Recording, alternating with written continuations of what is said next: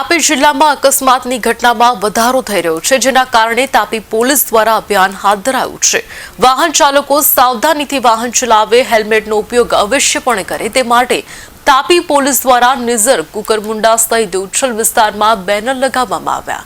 Police દ્વારા ખાસ સ્થાનિક આદિવાસી ભાષામાં બનાવેલા બેનર્સ મુખ્ય માર્ગો પર લગાવાયા છે। પોલીસ દ્વારા વિનામૂલ્યે હેલ્મેટનું વિતરણ કરી વાહન ચાલકોને જાગૃત કરવાનો નવો અભિગમ પોલીસે અપનાવ્યો છે।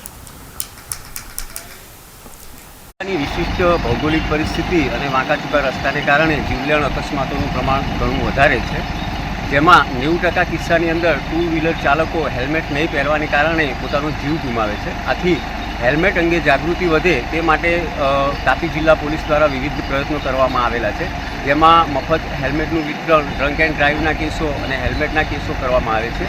જેમાં એક નવતર પ્રયોગ કરવામાં આવેલો છે। અહીંની જે લોકબોલી જે છે, સ્થાનિક ભાષાની અંદર આ પ્રકારે બોર્ડ લગાવી અને લોકોમાં વધુને વધુ હેલ્મેટ અંગે જાગૃતિ પ્રસરાય એ માટેના પ્રયાસો કરવામાં આવે છે।